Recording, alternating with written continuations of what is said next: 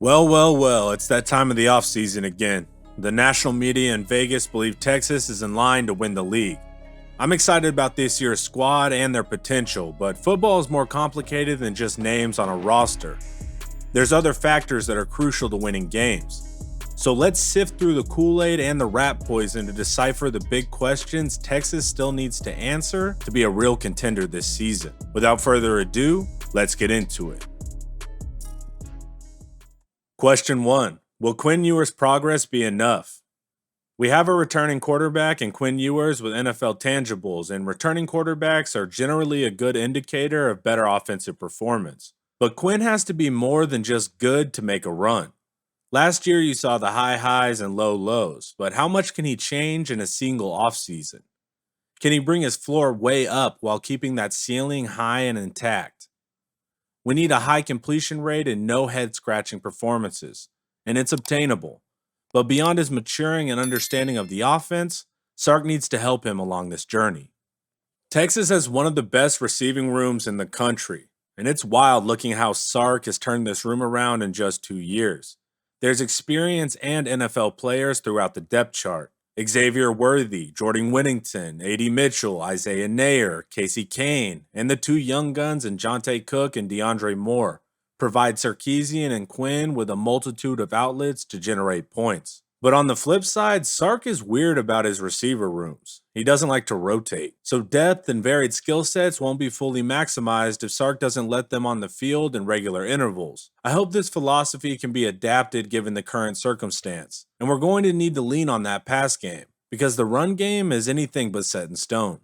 So question 2, what are we going to do about the rushing attack? Sark often states his history of having an 1,000-yard rusher every season, and it's a cool stat, but I don't believe it should be forced if the situation doesn't call for it.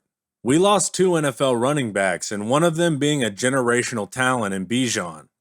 Watching through the tape last year, you'd see both Rowe and Bijan making guys miss behind the line of scrimmage where most backs would have been tackled 3 yards in the backfield. You've heard the stat that Bijan leads the nation in missed tackles forced, and both backs were top 10 in the country for yards after contact. But on the other interpretation of this stat, that means our running backs weren't kept clean often enough and constantly had to make dudes miss to get their yards.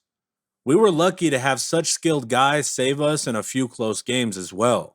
A simple formula of we are in trouble, just let Bijan and Roshan win the game is a luxury no longer guaranteed to us. Regardless, I still love the running back room and Deshard choice. We have a ton of guys to choose from, but that could lead to some issues. And I've been president of the Jonathan Brooks fan club since he committed. Every time he's touched the field, he's made plays. The OU game, Kansas game, and even when he was injured in the Washington game, he found a way to put points on the board. He's your number 1 back in my eyes, but we haven't been able to see him consistently due to him being behind 2 NFL guys. And he's dealt with injury the past few months, so knocking the rust off will be key. Then you have Keelan Robinson, a mature player that's fast as hell, but he's limited by his size and his lack of ability to stay upright. He's not an inside runner, so he's utilized mostly for blasting through a clean gap on the outside or gadgety screen passes. He's not an every down back who can get you those tough yards, play in and play out. Then you have Savion Red, who is a 100% certified dog that plays with tremendous aggression, and his stiff arm looks more like a punch to the face. But he's new to the position coming from that wide receiver room. The nuances like reading offensive line blocks and pass blocking will need some time. Next, you have the playmaking ability of Jaden Blue, and he can juke dudes into different area codes, and he has wide receiver level hands. But he's young and can lack patience for runs to develop. He's more geared to outside runs due to his speed and play style, so we need to see him running between the tackles more often to truly maximize Sark's run scheme.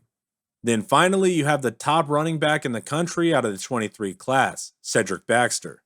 He's going to be an excellent back. He just needs to put on size and get more reps in the system. Florida doesn't have the same caliber of off-season strength and conditioning as Texas high schools do, so he might be slight now, but he has the frame to pack on those pounds. All 5 of these players have a legit shot at playing time, and that's what makes the decision tough. Each guy has a skill set, but they're varied, and this makes it more difficult to have that for sure bell cow 1,000-yard back Sark likes. We might have to go more situational and rotate depending on the circumstance. But due to this unclear lineup, We shouldn't build the offense as a rushing attack just for the sake of being able to say, we like to run the ball around here. And we can't forget there's another huge factor to rushing success. The next question is, how does the offensive line fit into this? Our tackles are solid, NFL players and right tackle Christian Jones and future first round pick and left tackle Kelvin Banks. But the interior is less certain. Jake Majors is undersized at center, even though he's a team leader and knows the scheme well. The guards are a little more cloudy, even though these are high-level athletes in that room. True sophomore Cole Hudson started last year, but he's been out since late last season with an injury. Kyle Flood has been tinkering around with Neto Umeozulu and DJ Campbell, who's also been injured, and Hayden Connor, trying to source the best combination. However it ends up, it's not a sure thing how effective we can be in the run due to a lack of experience. But we don't lack in size or NFL upside. We are still likely a year out from seeing this group operate at maximum effectiveness. Last year it made total sense with 2 elite backs to go heavy 12 personnel, meaning 2 tight ends, 1 running back, and just 2 wide receivers. We often added a 6th offensive lineman, Andre Carrick, as that second tight end. This demonstrates the coaching staff didn't love the core 5's ability to run block without that additional help. So I think the safer bet is to lean on our wide receiver room. Let's get as many of them on the field as possible. That's why I think the offense should be far more geared towards the pass this season. You achieve that through 11 personnel. 1 tight end, 1 running back, and 3 wide receivers. And that 1 tight end just happens to be one of the best receiving tight ends in the nation and a player the NFL would like to get their hands on. But Sanders also proved he's a serviceable blocker, so you can use him in the run as well to insert into whatever gap is needed, so you don't lose that benefit of having that added blocker. Going towards the spread and 11 personnel seems to present more opportunity, and the reason is threefold. First, the depth in the wide receiver room calls for 2 outside receivers and a slot to be on the field.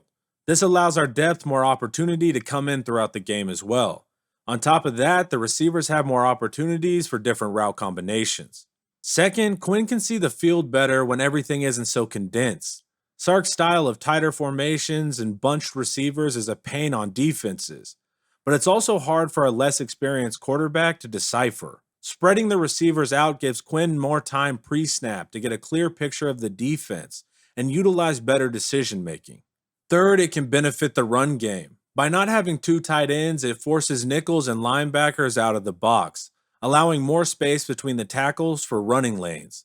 And like I said, you still have Sanders there to be that extra blocker if you don't want to send him out on a route. And those are the main questions and potential answers on offense. But let's take a look at the defense. Before we do that, this video is brought to you by Rogue Shop. Rogue Shop is a veteran-owned business geared to creating high-quality, natural CBD products. Rogue Shop's handcrafted, locally sourced CBD can help both athletes and fans alike recover from exercise, ease sore or achy muscles, target occasional joint discomfort, and promote more restful sleep. Rogue Shop's beeswax and mango butter topical pain cream is my personal choice to soothe those everyday soft tissue aches. It's a must for every training table and medicine cabinet. Order online from Rogue Shop today and they will give you an automatic 10% off your purchase. Just use promo code TexasHomer, one word, when you visit rogueshop.com and save instantly. Link in the description. I loved the improvement last year under PK, and dude has shown at every stop he can field formidable defenses. But the big key is stopping teams on 3rd and 4th down. Texas was 88th in the nation last year, allowing 41% of 3rd downs to complete. This was especially tough against tempo volume teams like a Tech or an Oklahoma State. If you let them convert short little 3rd downs, you stay on the field too long and eventually tire out. The good news here is the coaches are keying in on that and believe this problem will be much improved this upcoming season. Personnel-wise, there's some questions I'm waiting to see answered. The first question is, how does losing Demo affect the defense? And we've heard the coaches like David Benda in the new spot, but he's not a 3rd-round draft pick talent like DeMarvion. He's shown he's quick enough to cover in space, but how effective will he be plugging gaps against the run? And we're in a good place there with NFL early-round pick Jalen Ford at Mike and a future NFL pick in Anthony Hill. But the coaches are feeling confident there as well, so I'm not that worried about the will spot. Now let's hit the only glaring weakness of the defense. The next question is, when are we going to get a freaking pass rusher around here? Texas didn't lack pressure last season, but those pressures rarely ended in concrete sacks. Barron Sorrell made a big jump on the strong side, and he had an absurd game versus TCU. But body-wise, he's not that NFL edge type you saw go in the early rounds. On the weak side, can the 6'7" Ethan Burke show out this year? Pass rushing is his strength, it's just yet to be seen how he can hold up against college tackles. Maybe we can moneyball it and have the same effect in aggregate, using different players and blitzes to generate the sacks without a clear guy to always turn to. Then moving into the interior, how does the defensive line fare losing two NFL guys? Coburn and Ojimo are out of there, but we still have some NFL players in Tavondre Sweat, Alfred Collins, and Byron Murphy if they don't ding him on his height, as well as some younger guys that are a couple years away. But Bo Davis went to the portal to pull in a Trill Carter, displaying he wasn't 100% confident in their depth against the run. I still expect a solid year from the interior. And then finally, we have the potential strength of the 2023 defense, the secondary. So what can the secondary look like? I'm excited for this group from corner to nickel to safety. Ryan Watts, Terrence Brooks, Gavin Holmes, Jahdae Barron, Jalen Catalon, Keaton Crawford, Jalen Gilbo, Malik Muhammad, and incoming safety Derek Williams can all get their names called on draft day. This is a physically talented, experienced room with insane competition. An older secondary is a big factor in defensive success, and if our pass rush struggles to get home, then coverage will have to pick up that slack. The surface level examination national media is known for doesn't seek to ask or answer any of these questions.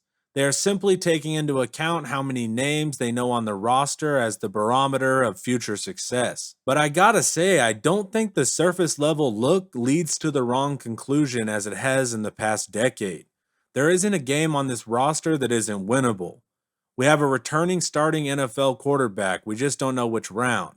An unclear yet talented group of running backs, of which at least a couple will go pro.